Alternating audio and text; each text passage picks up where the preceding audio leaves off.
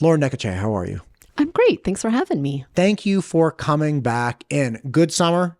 It was a great summer. Took the family to Yellowstone. Nice. Yeah, it was fantastic. Was it just me or was this summer like very fair and reasonable? Like it didn't seem that we had the same kind of heat waves we had the last couple summers. I think we were very lucky in terms of just fires, smoke. Yeah. We didn't have weeks and weeks on end of triple digit days. So we had a little bit of a reprieve this summer. Yeah. What was it? 24? We had wildland fire trucks still going out in October, right? Yeah. Yeah, man. God, knock on wood. Lucky us. Knock on wood. And that we always have enough water for our farmers and all of that. Yeah. But do we have enough money? Speaking of budget, we don't have enough money. And that's, some of the mess we're in that came to light this summer as one budget year ended. And this was all predictable. It was all foreseeable. Back in January, there's this little known committee called the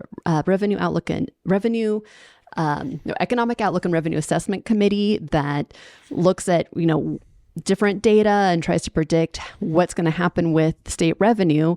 And it was very clear, the state tax commission came and presented and they estimated a less than 1% increase in revenue for this coming year, this year that we're in. And the legislature, the Republican supermajority, decided to budget to an almost 7% increase. And now, of course, the dollars aren't coming in. What has the increase turned out to be? Is it like 1 or 2% as was predicted? They updated the revenue estimate, cutting it by like 800 million, something I've never seen before. And that's a combination of the revenue cuts that they made, the deep permanent revenue cuts that were just deeper than we've ever seen in 1 year. But then also just the economy is not doing too hot. And it was clear. It was clear in January and February that the dollars weren't coming in according to forecasts. And, Governor Little was even trying to kind of broadcast this to the public, to the legislature, to the media. Look at this report. Revenues are not meeting our targets. And he was kind of signaling this just as this big tax cut bill was coming.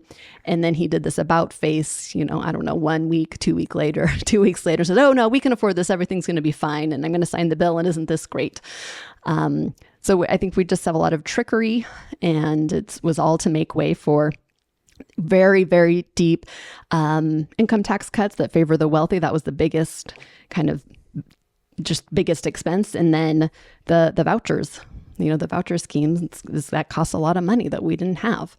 Now hard choices are being made, like what's happening to Medicaid and what's happening to higher education and career training. So talk to me about, okay, if we could, and again, you got to take it one step at a time with me. Yeah.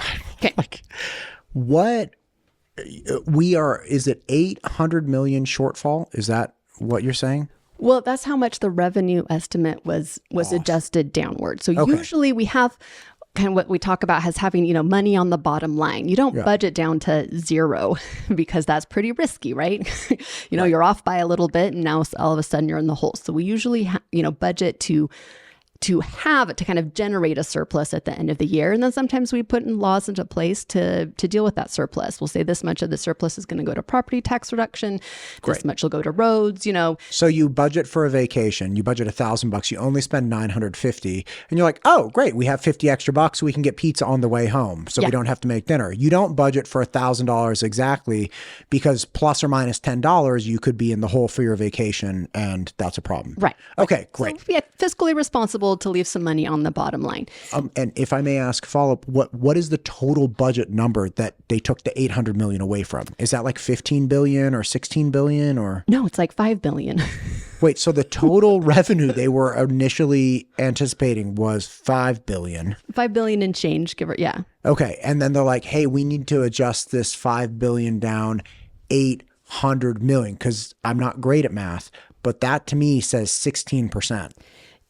Yeah, that's pretty big. It's pretty Holy big. cow. Yeah. So we overshot the actual numbers, at least via estimate right now, by 16%. Yeah, some of that are like deliberate revenue cuts that weren't in there, but basically they kind of went on a spending spree. And now even, the governor announced these kind of holdbacks. We see all these cuts playing out. Medicaid providers were told with 10 days notice that they were going to have 4% cuts in their reimbursement, which are already very low and a money losing proposition for a lot of them. So all of these cuts are happening all of a sudden. Even with those cuts, now we're at kind of zero, so no buffer. So kind of a technically balanced budget, you could say, with no buffer, but that also doesn't account for a boring thing called, tax conformity, federal tax conformity. So come January, there's going to be a lot of pressure, and we do this every year, and it's usually pretty rote. Unless you have sometimes the far right will kind of throw a stink and they're like, why are we doing what the federal government tells us we should do?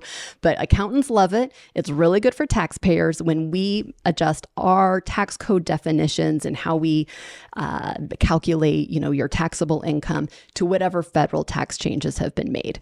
And, the federal government will change, Congress will change things all the time. So we technically, or we traditionally, make this change every January. Sometimes it means we get a little bit more revenue. Sometimes it's a little bit less. That's going to be another, I think it's 140, 150 million, something like that will be in the hole for this current budget year if we take up those tax definition changes. So that's another thing that's out there that's looming and just going to be. That would put us at almost $1 billion off. Yeah. You're like, yeah. Yeah. And you look at what does this mean for, the things that we fund with our taxes? It's serious.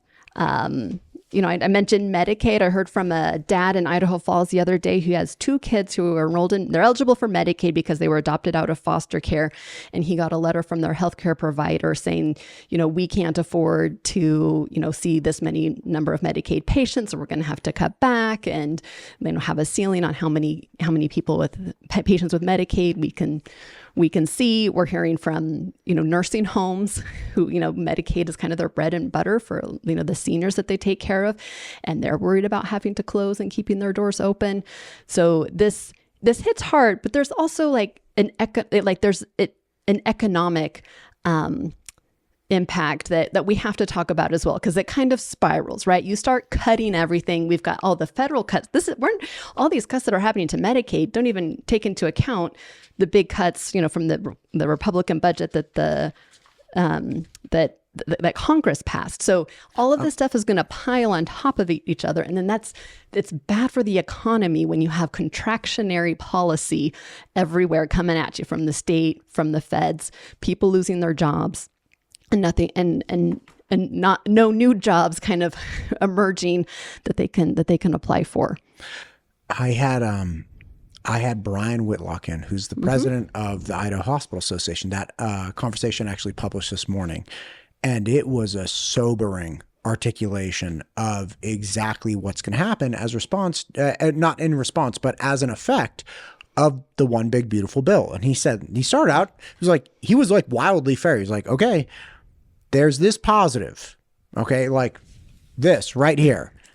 He's like, but then boom, boom, boom, boom, boom, boom, boom. And it came down to, in effect, that the reimbursement for Medicaid is just going to get worse for healthcare providers. And the reimbursement rate is already beneath the actual cost of supplying service. So, and people can say, oh, they upcharge things. Oh, it's like, no. Look, if it costs you $1 to get somebody through the intake nurse up the elevator, who's like machinist guys working on all these, you have fixed costs that you can't wiggle on, right? At some point, there's a bottom line where it's it costs us this much just to have our doors open, and we can't ask the nurse to take a pay cut for this. We can't get the guy who's working on the elevator. We can't. Idaho Power ain't giving us a break any more than they already have, right? Yeah. We have these fixed costs, and that comes out to $1 for this person. Medicaid only reimburses them, I believe, at 56 cents of that dollar. Yeah. Now, in a broader environment of medical care, the paying individuals, the paying customers, either self-pay or with private insurance, compensate for that loss. Yeah. But at some point, they can't compensate infinitely, right, for the loss to increasing number of Medicaid people.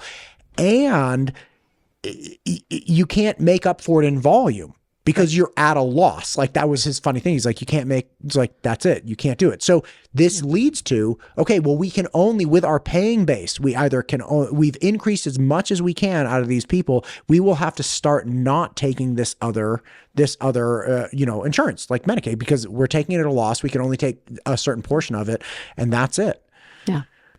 Yeah. So it makes it hard. And it makes it hard for, especially rural providers. If you're a clinic and you want to set up shop in rural Idaho, maybe you're a family doc and that's the population you want to serve, but you depend on Medicaid, and you can have that be part of your practice, but then a bunch of people get cut from Medicaid, which we're going to see, and then reimbursement goes down. You just don't have enough paying customers to even stay open and just keep your shop open and running in these rural towns. And I think that's what's really scary is that, rural hospitals are going to close, and this is going to impact you if you have private insurance or you have self-pay, because the institutions that provide the healthcare just aren't going to be there with their doors open for you.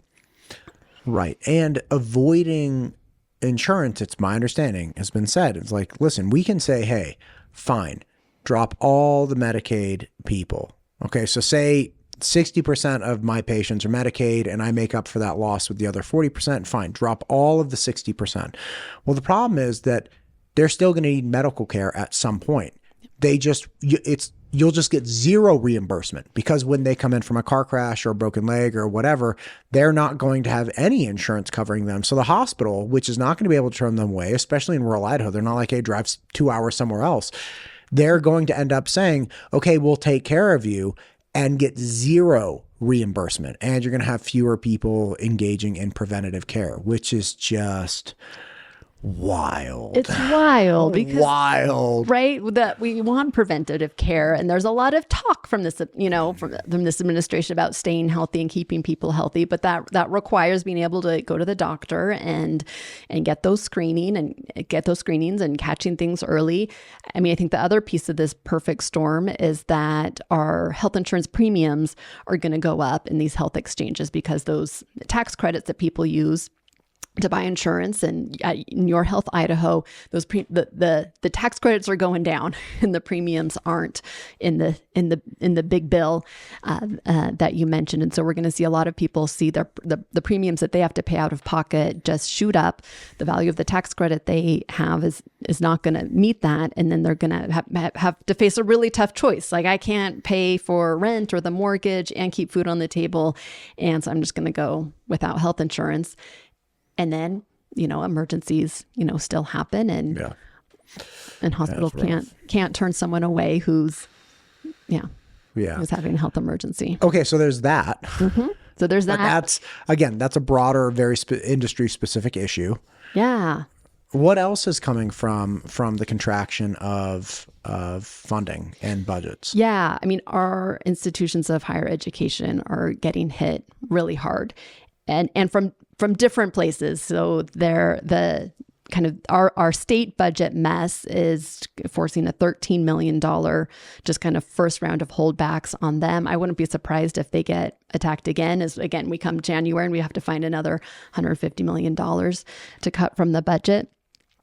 So that worries me, because it's like we start to, eat our seed corn.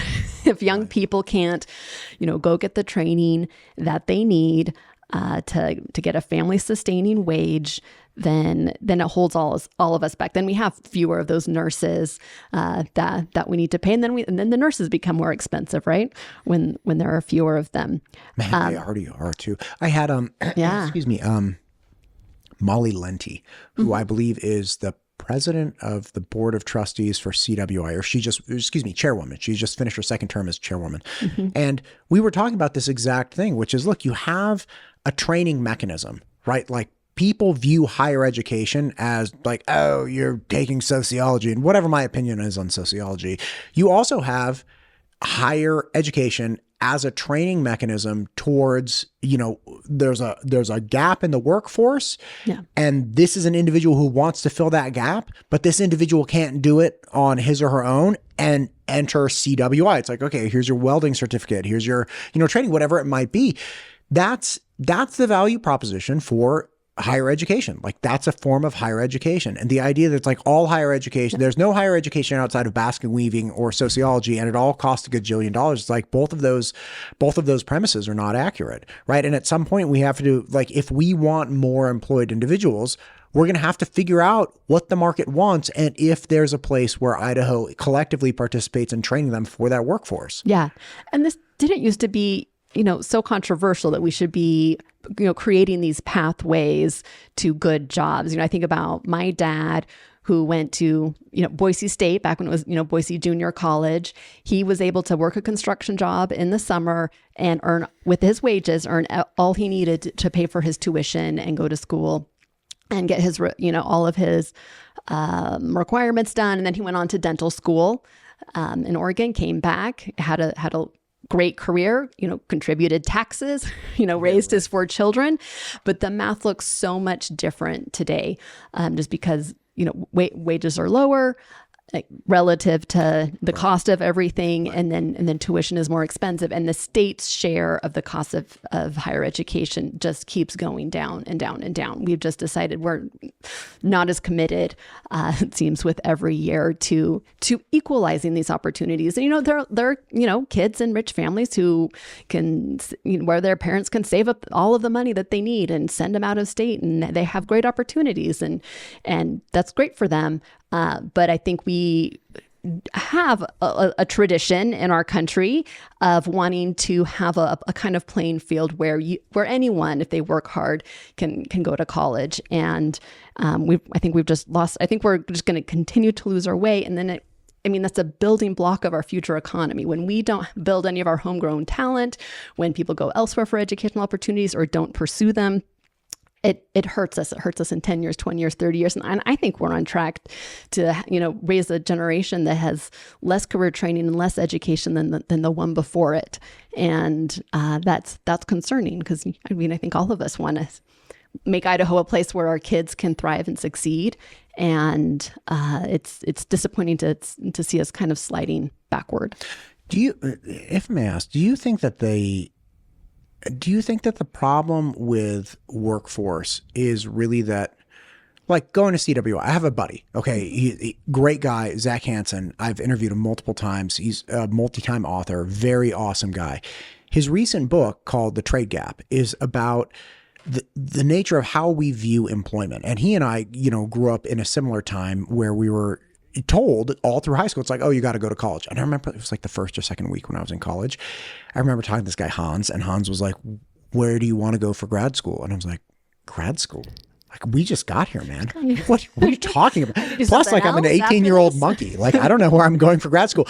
And Zach had a similar issue in that he went through his undergraduate, came out, the economy was not great. And so he just went back into school for graduate degree. Now, again, Zach's a very bright guy, got into the AI sector in the business development side of it.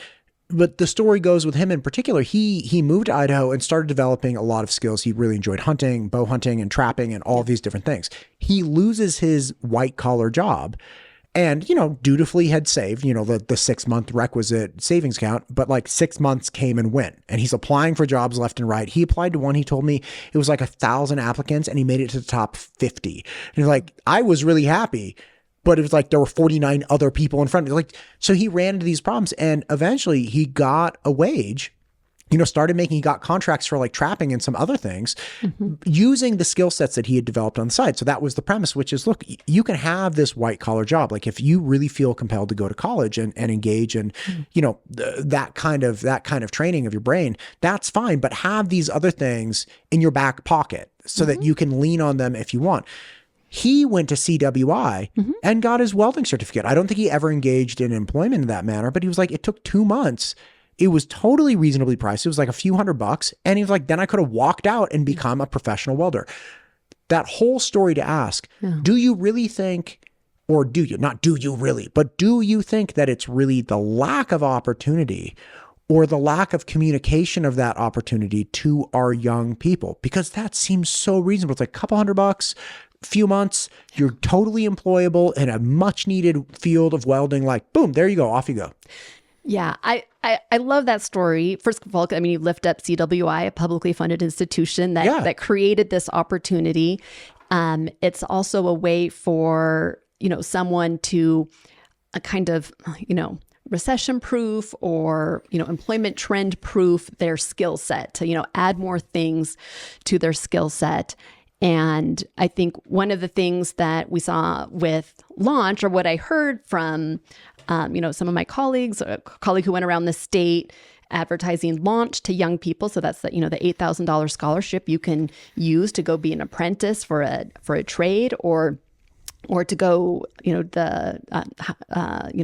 college route, is that a lot of these young people just never had thought, there's a pathway and a way for me to go build these things. I don't have to just, drive down the street and, stop at whatever fast food place that has a hiring sign and that's the end of the road for me.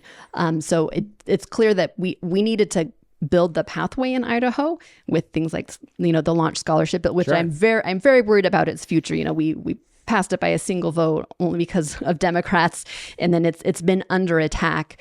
Even though employers love it, people can see how good it's going to be for the economy, and it gives those young people not only it gives them a concrete plan and a vision for something positive, and because that's really important too. Our young people who I think it makes a particular impact on those young people who maybe their parents are service workers and they just assumed that they wouldn't kind of get any skills that would increase their wages and get them closer to a family sustaining wage. So it gives them hope, makes them see that the state wants to invest in them and that we care about them.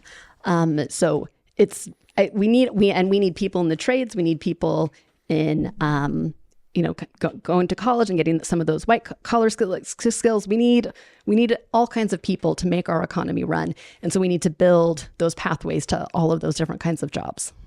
God, I meant that. Okay, so again, coming back to the state budget. Yeah. There is a concern that the higher education will take an even greater hit than what it has been. Okay, what else? All of it. I mean, all of it. Roads. I mean, when you start cutting everything, all of this reminds me of, the Kansas experiment from. Not familiar. Over a decade ago, it was Governor Brownback was a Republican governor of Kansas, and he just led all of these very deep revenue cuts, kind of just historically deep revenue cuts that no one had seen before a state pursuing. And this was the mid-teens? And this was the mid-teens. Okay. And it was just it's kind of been GOP ideology gospel that if you cut taxes, somehow revenue is going to go up and the economy is going to boom and it's going to be great. Well, what actually happened is the economy did not do well. And you compared how Kansas was doing to the states around it and the national average, and the economy was tanking. And also the revenue tanked too. So they were scrambling to try to figure out how to fund education. They were pulling money from, that they're supposed to be using for road maintenance just to do, the daily operations of education. And so it became a crisis. It ushered in kind of a Democratic wave, and a lot of kind of far right conservative Republicans who championed these deep revenue cuts were ushered out. So, me as a Democrat, I like that, this kind of swing back of the pendulum. But what I don't like is all of the damage that it caused. And I think it's such a cautionary tale for us, because you do these kind of really deep revenue cuts, and it's really bad for the economy. It's bad for the economy for the school to be laying off the, reading specialist the same time that the Medicaid funded clinic is cutting back or closing their doors. And all of these things then cycle the economy downward. I mean, it's the opposite of what you do in a recession. And right in the recession, you kind of want to inject investment and kind of get things going again. We're already seeing, at least nationally, unemployment is at the highest rate it's been in 4 years, and that's the latest coming out this month. And now we're just cutting public investments at a bad time, both short term and long term, when it comes to making sure our young people have good job opportunities for the future. We're falling behind, but also just what this is going to do to the economy today is very concerning. And that first year in Kansas of revenue cuts, the first year was 200 some million. In Idaho, they just did 450 million in 1 year. And we're a smaller state. And, if you can inflation adjust, you shouldn't, just compare those numbers directly, but these are pretty serious slashing of revenue. What happened in Kansas after? So it sounds like you're saying, hey, they really cut taxation and they cut spending with the idea that that would open up a freer market where you had more direct correlation between effort and revenue, right? Because that's the argument that you become alienated from your labor, right? If you're being taxed too high. Well, I think the argument is that if you give this tax money back, and when you largely cut income taxes, it largely goes to people who have more money, and I think they say then you're gonna spend more, and then that is gonna somehow ripple through the economy. Sure. And that didn't happen, or at least it did not appear to happen. It did not happen. No, the economy, no. And if we go back, flourish. Right. If we go back 10 years, 2012 was kind of the bottom when things really turned around. And then, so if you're talking the mid-teens, that was in this mass national uptick of like the Dow's going up, real estate prices are going up, interest rates were like in the 4s or something. I mean, things were just hammering along. Anyway, so Kansas has this, as you call it, an experiment. What happens, right? You have more of the budget hawks get voted out. Yeah. You have more, because job loss, right? Just an economic, it was, a manufactured economic downturn, kind of a self-inflicted wound at the same time that they couldn't fund things.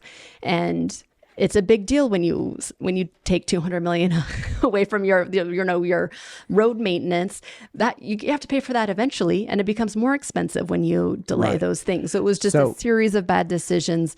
And so what happened then? So what happened is they came back, they undid the worst of the tax cuts, and they kind of got back on track, back to normal. But I don't know that we're going to have that swing to patch things up so easily in our state. And that's my concern. And all of this budget stuff is also just coming on top of, the tariffs that are making things more expensive for consumers. And we're just beginning to see that play out. The tariffs that are making it hard for farmers to secure the contracts to sell their crops. There's a lot of economic uncertainty. Tariffs are a tricky mistress because, I think they're obviously capable of being argued both ways. Like most countries have agriculture, most countries have tariffs, and so the idea that it's like, hey, tariffs are de facto bad and there's no benefit to them and there's no even cross-industry nuance to them for the United States. Like somehow they're okay for everyone else, and every other country that engages them has like the right idea, but we're just ridiculous for having them. Like, by the way, I don't know. I've spoken with, I had Brett Wilder on, who's an ag economist in Idaho, and he's a lamb producer. And he was like, look, man, if you have a buy local bumper sticker on your truck and you also hate tariffs, you got to take a step back and like consider your life, like in the bigger perspective. And I'm not saying everybody should enjoy tariffs, but there is a very clear argument that I've heard on, both sides where it's like, yeah, they can be viewed good as positive and they can be viewed as negative, but it's not to say they're all good or they're all bad is a very limited perspective. Agreed. I think when you jack them up all of a sudden arbitrarily to levels we've just never seen before, that makes local businesses who import inputs into what they make and sell, like oak wine barrels. Yep. Then you're really destabilizing a lot of parts of the economy very quickly. And not to mention, let's be clear, a tariff functions as a sales tax. That gets passed along to the consumer, at least in part, probably eventually all of it, as things, as the economy settles again. It's not like the producers in the long term are going to say, oh yeah, we'll just eat this forever. Right. And so you're taxing, when you tax consumption, there are a couple things that happen. One, you make it people can buy less, right? Sure. So that has right. So that depresses the economy, but it's also a regressive tax. So it's going to hit people harder who spend a larger share of their income. So people who are more middle class compared to someone who's wealthy. And yeah, if it costs a little bit more or a lot more to buy things, they're still not going to change their consumption patterns. So what I think but also that I think the tariff policy the other problem with it is that it's wildly unpredictable. Every day it's something different. And so that's not good for the economy does not like chaos, right?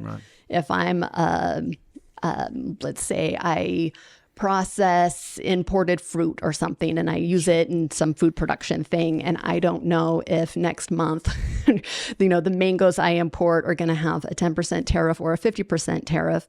And it's really hard to peg a target where you can stay in the black. How do you do that? How do you know, okay, I should stay, I should keep my business open, or I should close it, or I should try, I had these plans to expand and wanted to buy this new equipment, and I was going to hire local people to install this new equipment. Now I don't know if I'm going to do that decision and make that investment in growing my business because I can't rely on the price of my inputs.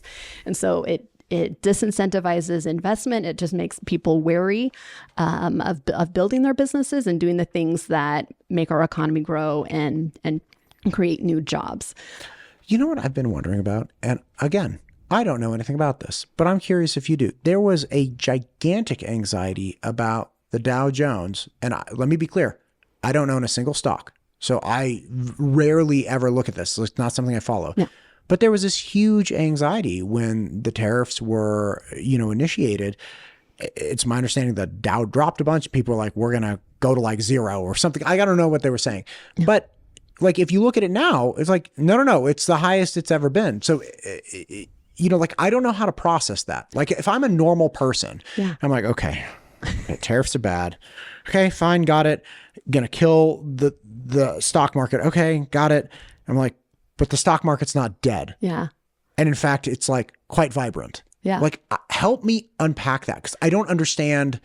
Like, is the Dow value not a function, at least to some degree, of American businesses, which are supposed to be totally hurting from, like the tariffs? Like, did they not get the memo? Like, how does this work? Right. I mean, when the stock market is this funny thing, because it's also just humans responding to their expectations about what's going to happen. So if the humans are really anxious and don't know what's happening, then we see this wild stuff. I mean, part of this is because of part of why it's settled is because all of these insiders, and then I think it's, floats down to, just people who buy and sell stocks as a hobby is taco, the whole Trump always chickens out phrase that came out of Wall Street, where everyone was reacting to announce tariffs, because Trump would announce these huge tariffs and then,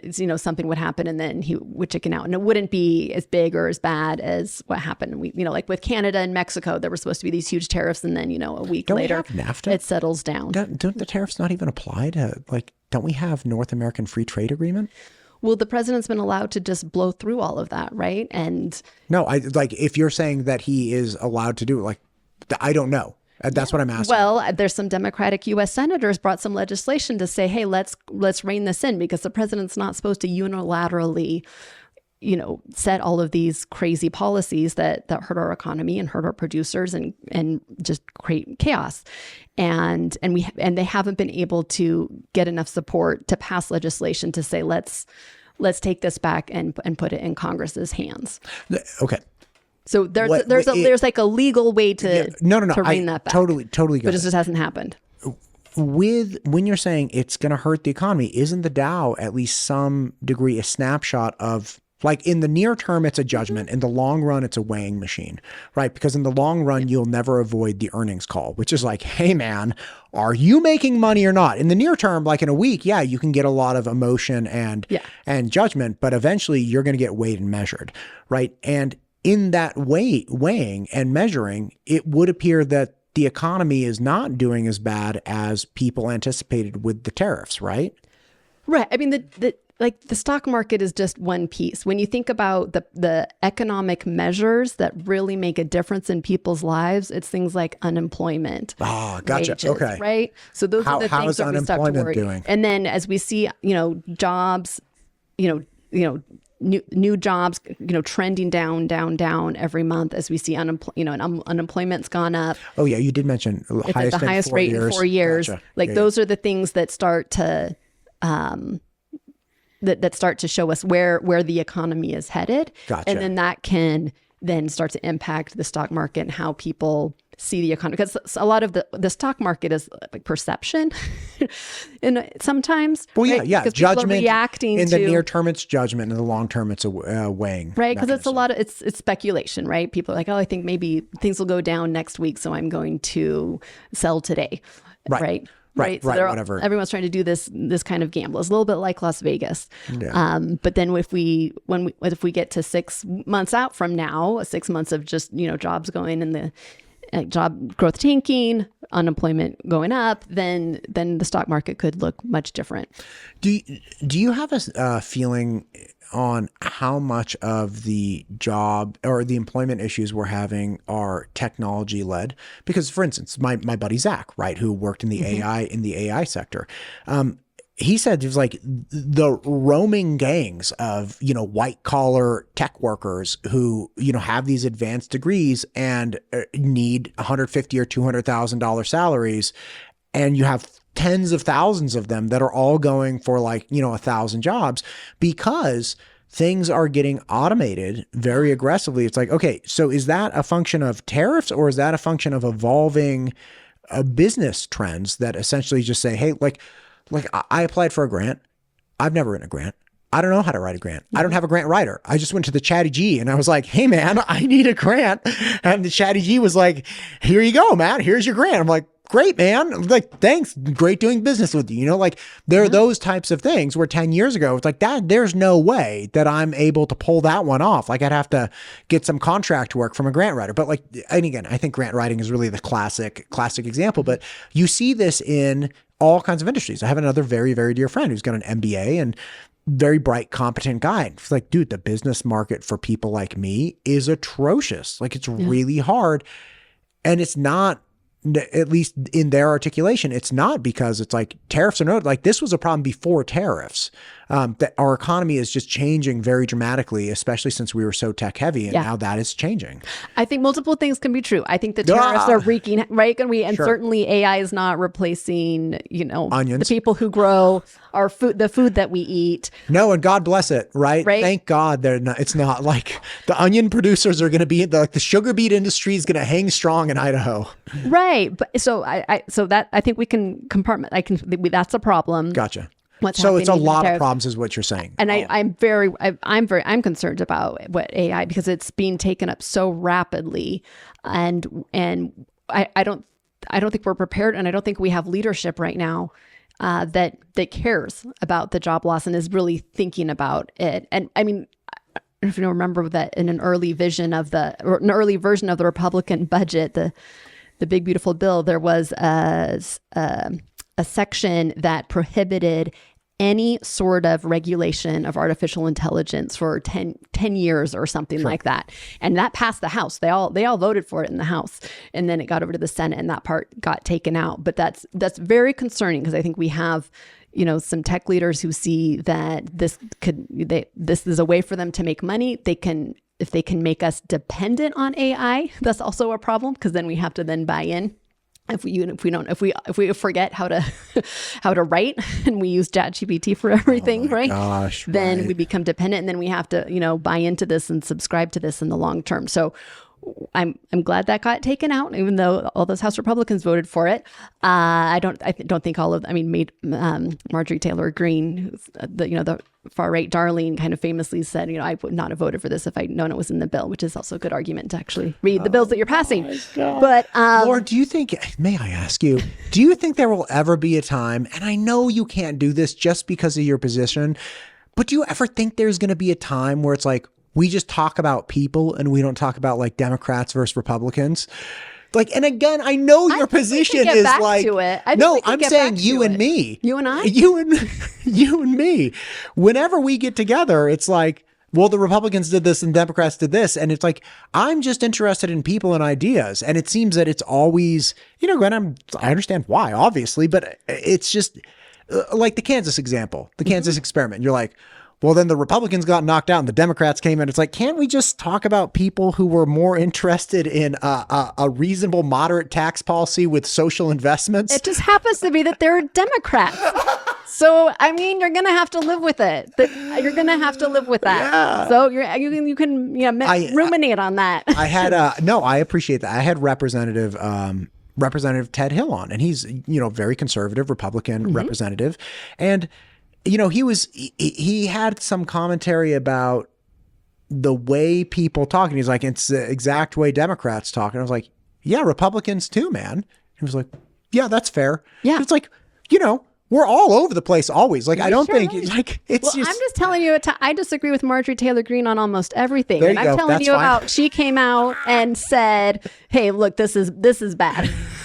I don't want us to have, let AI just be roaming free with no potential, and then our hands tied behind our backs at the state and every level that we can't intervene and regulate something that could be just transforming our economy so quickly that it could leave just so many people behind. It could leave so many families without jobs. People who want to do work, got trained to do jobs, and then they just get left behind, and there's nothing for them, and there's no way for the economy to absorb them. Like the stakes are high, and so yeah, I think you're onto something absolutely right. And then we need to think about what does that look like? How are we preparing people to make a shift if their job gets replaced by... Here we go. Education. Yeah. Like, education is like, we're going to have to come back to it. You know what's interesting? I think it was the turn of the century, in 1900. It was like 50% of the American workforce was involved in ag. You go to 1950, it was something like 2 or 3%, right? Or rather, maybe it was down to like 10, and now it's like 1 or 2%, right? So you had this drop off, but you had people their whole life, they're all of their training, like, so as long as it happens over a long enough period of time, then you have a safeguard against the mass collapse of whole, groups of people. But the concern that I have is like, okay, I didn't need a grant writer, right? So what if the government comes out and they're like, man, here's the problem, Matt. Sit down. Here's the problem. I'm like, what? What's the problem? They're like, well, a huge portion of our economy is grant writers. And, man, if we let you use that thing to write grants, it's going to put them out of work. So we're going to stop you from using it for this because that's going to be damaging to those people's bottom line. Like, that's a concern to me. Yeah. And if it's, hey, look, if that's not it, it's like, we just can't let doctors use AI to like diagnose them. I'm like, hey, 100% on that. Don't do that with me. Like, I want to talk to a real person. I already hate the call centers when you have to like talk to the robot. They're the worst.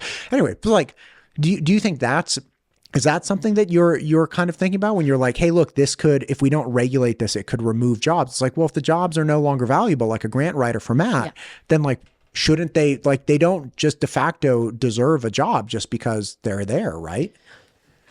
I agree with you 100%. We're not trying to say we can't ever use this technology, but I think we have to, but you also don't want this, stuff being held, replacing your doctor, right?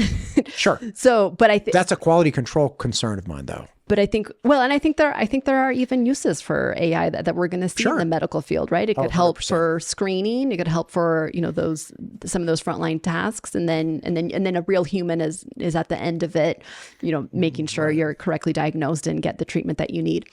I wouldn't say, we shouldn't use these technologies that can make, like, they can make workers more efficient and more productive, right? So let's figure out ways to use them instead of a slide rule. Get a TI-84, man. Here we go. Totally. I'm not a Luddite. A what? A Luddite? Right. So back in the day, anyway. Oh, I got you. Yeah. Right. So we can use technology. We're not going to, burn up the technology. But you were, I think, totally right on point that we need to have resources out there so that people can, and it's not like 100 years ago where you get trained for one job and that job and those requirements stay the same for your whole career. That's just not the world we live in anymore. Right. So we have to have the resources and training out there, like your friend who went and got the welding certificate, so that people can reinvent themselves when they need to. And then we also just need to make sure that we're doing a good job teaching people how to, be lifelong learners and have the soft skills and all those things that we're really hearing from employers that's what they need out of workers, right? They need people who can solve problems, learn new things, and work in a team. Elasticity. Yeah. Be flexible, adapt. So that might require, making sure we have the CWIs and all those opportunities available. Yeah, look, you don't have to convince me. Like, I did one thing from the week I graduated until the day I moved here, and that was SAT prep. And then that stopped. It was like over. Yeah. And reinvent yourself, right? Yeah. And it's not like we're staring at a product of that. I don't have a background in audio, video, or anything like that. It's like you figure it out and you reinvent yourself. Now, I would not say that is for the faint-hearted in the manner that I did it. Like, it would have been, and I can definitely tell you, had I known about like CWI and the programs they offer, it would have been really tempting. I want to be a nuclear welder so bad. I would have gone into nuclear welding had I known it was a thing. Not too late. Like, I think I'm pretty committed. If this goes kaplooey, which is there's not a non-zero chance. Yeah.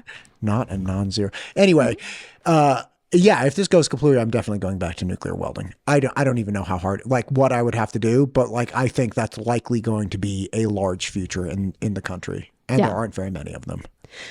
Right. And the kind of the welders of today, like, and I mean that by an in-demand, new skill that we need more of. We don't know what that's going to be in 10 years. So we need to be able to make sure that we have the facilities and institutions that are adapting with. Don't tell me that. If I go into welding and then it goes kaplooey in 10 years, like, just maybe you'll be in. Chasing. Maybe you'll be in. If podcasting goes away tomorrow, I'm like, God, man, I was on the verge of a breakthrough. So social investments, education, the tariffs. Tell me something positive, please. Do you have something good in there? Come on, flip the pages. Tell me something to be happy about. There's a soccer team coming. That's exciting. That sounds cool. There's a guy downtown by the name of Dr. Peter Abrams who deals with allergies and autoimmune things. I might be not gluten-free soon. Okay. I could drink a beer again. That'll be exciting. I would look forward to that. Beer, some pizza. These are good things. Yes. I want that for you. Okay, I want that for me too. But come on, you got to have something. That's a hard question. I mean, I do. How about, what are you looking forward to? Like, what are things that you're excited to get after with the coming legislative session that you're like, hey, it's coming up in like 3 months, 4 months. This is what we're putting all our eggs in this basket. Maybe you don't want to say, I don't know. I would say, I guess I'm just worried that the doors have closed on so many good things that we could be doing because we're, going to be fighting over crumbs with, when there's no revenue. I hear things that I'm happy about. I'm happy that the launch scholarship survived the last legislative session. That would have been very bad. And one thing that I think could be positive is that because there is no revenue, I think it's going to be much harder for the voucher scheme to just be ramped up. We know that was the long game. It was out of their mouths even before they passed the bill that, this is just the start and they really want to see, unlimited funds going to vouchers, and just very concerned about that as we have these, small rural schools that are underfunded. I think this kind of nips it in the bud, and the school advocate campaign that's saying, not one more dollar. I'm hoping that they can prevail, that we can, just keep the vouchers where they are with a good ceiling on them and not put any more money into that. Do you think that the vouchers are going to survive like a 5-year poll? A 5-year poll? You mean in 5 years? Will they have support?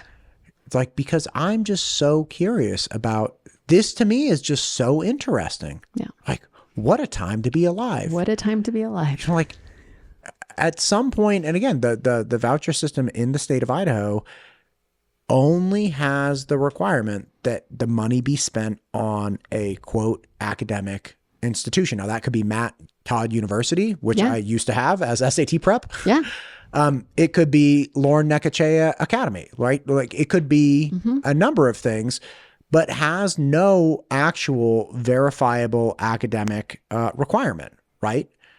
Because even though it's like, okay, well, it has to be spent on something that has English or history or math, I think that's English and history and math, there's no mechanism to actually verify it. So it's like, it's down to the parent knows.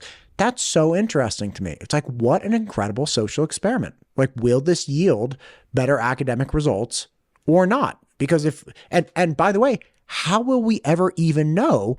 Because there's no proposed or in effect test where we're like, okay, we're not requiring this test, or like, we're not requiring we check on, but like, we went in double blind and we required all students to take a test at the beginning of school, and we required all students double blind tests at the end of the year. We don't even know where the kids go to school, and boom, these are the results. Oh my gosh, all of the kids using vouchers like skyrocketed. It's like, wow, okay, what's the system? Like, I'm all like, let's have rigorous competition within the academic system. Who can produce the best results as needed by the world, right?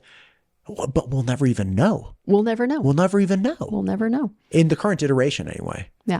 These are wild things. I mean, the argument for charter schools was always these can be places that we test and try new things. And if we get great good results, then we disseminate them and share that. And we have robust charter schools in Idaho. You have lots of choices within charter schools, but also there's experimentation within public schools as well.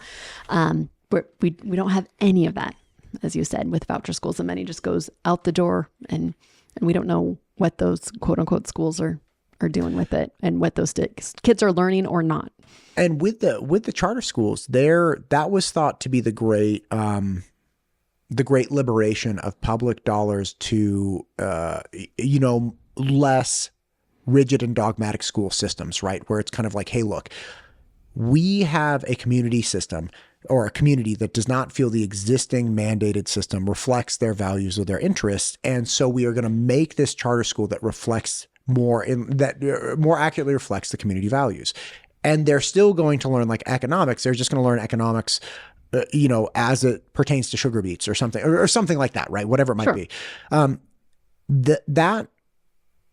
That system never like heralded in the ultimate, like, oh, this is it. Like, we figured out a new way. Like, you have some successful charter schools, you have some that weren't successful for a number of reasons, personnel, system, whatever it might be. But there's never been one that has to take all comers, because that's one of the greatest distinctions. It's like, hey man, if I start my charter school, I have an enrollment and admissions policy, right? Neighborhood high, or just elementary school doesn't have that. So, but there's never been a like, aha, we found a superior method of teaching children, for instance, math and English, right? Am I accurate in this? At least in the state of Idaho, right? I think that's fair to say in the state of Idaho. And you said something important just about this oversight, that there have been charter schools who weren't, money was mismanaged, kids weren't learning, and they've been shut down. And you have that opportunity and say, no, we're not going to spend, you don't get to have our tax dollars if you're not producing results. And then do a bad job. Yeah. And I worked with a student like that. It was very sad. She was a junior in high school and she'd gone to a charter school. And this was in the more former state. She had gone to a charter school, 2nd, 3rd, and 4th grade. And it was very environmental, outdoorsy school. They went to the park all the time, and this poor girl, like, legit lost these wide, and you could see like a black hole. Like, she couldn't add and subtract fractions. And here she was in algebra 2 and, trying to go to college, bright girl, like capable, but literally just had this black hole in her education where you're like, what happened? And her parents like, those were the charter years, right? So the premise of it, like, hey, we're going to engage in curriculum, but we're going to do it in an outdoor setting so people have more time to run around and enjoy fresh air, climb a tree, and then it just didn't play out. Right. And that charter school no longer exists. Yeah. Fresh air is good. Let's also make sure our kids can do their fractions. Yeah. Yeah. And just so hard. And it sounds like she, got some help and got back on track. Her parents were on it. But also just imagine, the loss in confidence for kids. Oh, it's terrible. That may never get back on. They just think, oh, I can't do math. I'm bad at that. And, I hate it when kids say that. Okay. So bottom line is, you feel confident or hopeful that, charter school budgeting will be kept at bay. I'm hopeful that the voucher, that we won't. Yeah. So not charter. Did I say charter school? You did. Yeah. Gotcha. Okay, so that's your positive. That's a positive. Yeah, that's where my hope is. Okay. Well, look, I'll take it. As long as you're happy, I'm happy. Listen, we've talked about a lot of things. We miss anything for now? I don't think so. Okay. Well, thank you for coming in. As always, such a pleasure. Likewise. It's like gets crazier every time you come in. We are going to absolutely, like, I'm going to be doing the legislative things as I did this year, again, this coming year. It's going to be a wild time. Coming forward as we get closer to the legislative session, if there are things that, bills that people are anticipating that they're really excited about, do let me know. Like, I love doing previews and like, hey, things to come, especially because in the November and December timeframe, you can get more feedback from stakeholders. So, again, let's keep the conversation going. Sounds great. All right. Thank you. All right. Thank you.